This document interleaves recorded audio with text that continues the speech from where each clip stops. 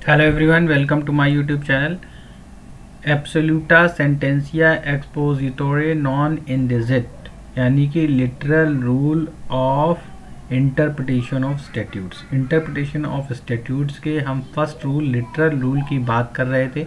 हमने काफ़ी कुछ इसमें क्लियर कर दिया है। इंटरप्रिटेशन ऑफ स्टैट्यूट्स के लिटरल मीनिंग को हम इसमें कैसे समझेंगे। अगर किसी जगह पे उसकी ट्रू मीनिंग दी हुई है यानी कि नेचुरल मीनिंग दी हुई है और वो नेचुरल मीनिंग जो है वो लेजिस्लेचर की इंटेंट पे एकदम ठीक बैठ रही है, वो लेजिस्लेचर के इंटेंट की ट्रू मीनिंग है, तो उसको as it is primary source माना जाएगा।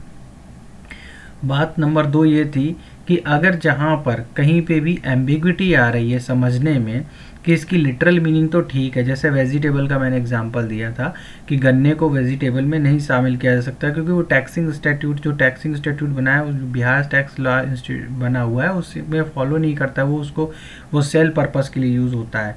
वेजिटेबल में इसका मतलब है जो खाने के लिए जो वेजिटेबल यूज़ होती है, आपके डिनर और लंच की टेबल पर जो वेजिटेबल यूज़ होती है वो टैक्स फ्री है, ना कि गन्ना टैक्स फ्री है। तो इस तरह से जहाँ पे जब कोर्ट में प्रोसीडिंग होती है तो जो कोर्ट कैसे इसको इंटरप्रिएट करता है कि जो उसके पास फैक्ट हैं या फिर जो फैक्ट के जो रखे गए हैं तथ्य उसमें सीक्वेंस वाइज, तो उसमें वो इंटरप्रिएट करने की कोशिश करता है कि विद इन ये फॉल कर रहे हैं उस पर्टिकुलर स्टैट्यूट जिसकी बात की जा रही है और वो उसकी ट्रू मीनिंग को असर्टेन कर रहे हैं कि नहीं कर रहे हैं। अगर असर्टेन नहीं कर रहे हैं तो फिर उसका कोर्ट अपना लिटरल मीनिंग देगा। अब इससे रिलेटेड कुछ केस लॉज हैं वो हम रिवाइज कर लेते हैं, कुछ नए केस लॉज हम देखते हैं। तो सबसे पहला केस मैंने बताया था case 1, that is Maqbool Hussain versus state of Bombay में जो एपिलेंट है वो एयरपोर्ट पे पहुंच जाता है और उसके पोजीशन में गोल्ड होता है। कस्टम की अथॉरिटी कहती है कि ये जो गोल्ड है आपके पास पोजीशन में, क्या इसकी परमिशन है आपके पास? तो उसके पास ऐसा कोई परमिशन नहीं था। तो 167(8) ऑफ सी कस्टम एक्ट के तहत उसको जो है पेनाल्टी उस पर इम्पोज की जाएगी, उसके खिलाफ जो है ट्रायल किया जाता है। सिमिलर वो एक दूसरे केस में फॉरेन एक्सचेंज रेगुलेशन एक्ट के सेक्शन 8 के तहत भी दोषी पाया जाता है, तो उसके खिलाफ भी ट्रायल चलता है section 8 foreign exchange regulation act के तहत।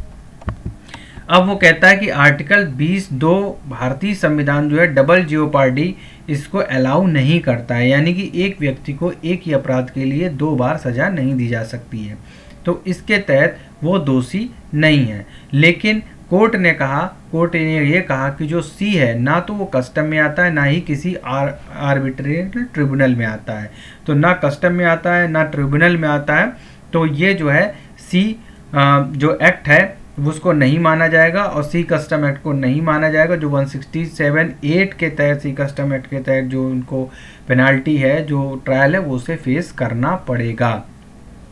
अब हम बढ़ते हैं दूसरे केस लॉ की तरफ। दूसरा केस लॉ था मोतीपुर जमींदारी प्राइवेट लिमिटेड वर्सेस बिहार राज्य। यहाँ पर वेजिटेबल को लेकर के उसकी जो डिक्शनरी मीनिंग है वेजिटेबल में कि उन्होंने कहा गन्ना जो है वो वेजिटेबल में आता है, तो इसके ऊपर सेल्स टैक्स इम्पोज नहीं किया जा सकता है।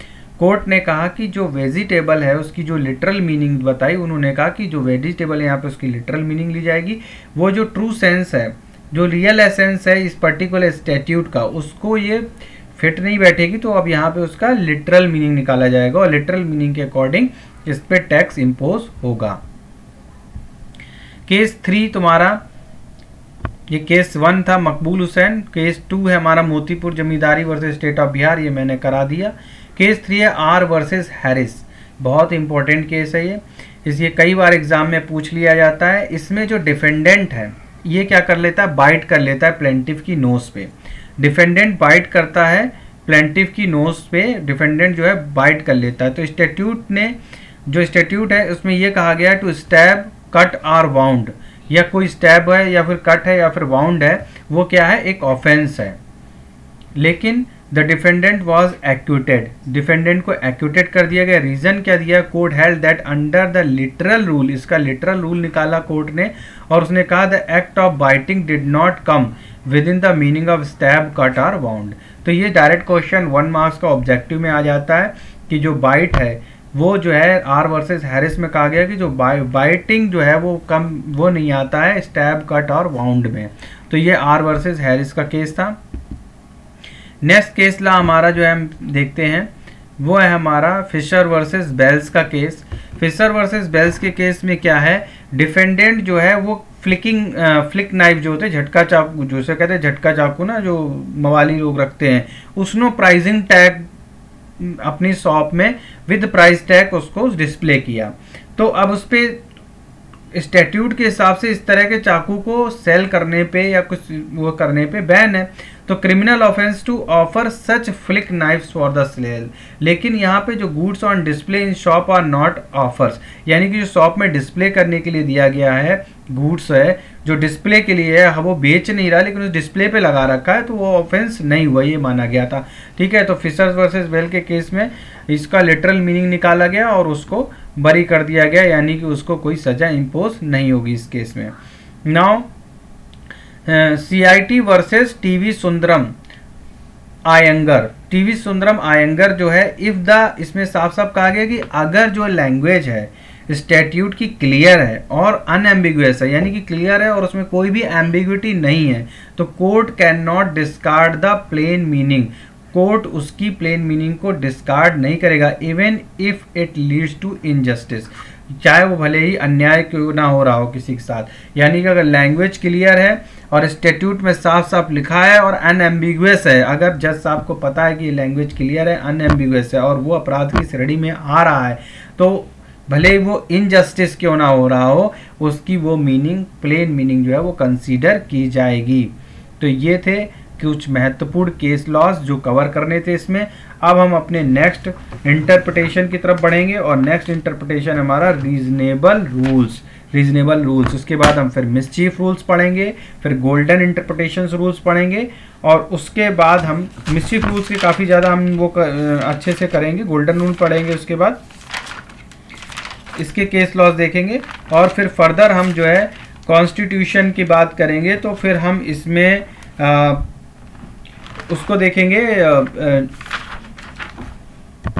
डॉक्ट्रिन्स कवर करेंगे, doctrine of eclipse, doctrine of severabilities. हालांकि आप कॉन्स्टिट्यूशन भी पढ़ चुके होंगे लेकिन फिर भी सारे डॉक्ट्रिन्स कवर करेंगे इसमें। डॉक्ट्रिन ऑफ कलरेबल लेजिस्लेशन, तो ये सारे डॉक्ट्रिन्स हम कवर करेंगे, लेकिन सबसे पहले हम ये रूल्स कवर करते हैं उसके बाद। तो thank you for watching. Exceptions भी कवर करेंगे नो डाउट। एक छोटी सी रिक्वेस्ट है, अगर अभी तक चैनल सब्सक्राइब नहीं किया तो आप चैनल को सब्सक्राइब कर दीजिए, लाइक कीजिए और बेल का आइकन प्रेस कीजिए ताकि आपको सबसे पहले नोटिफिकेशन मिल सके। Thank you for watching.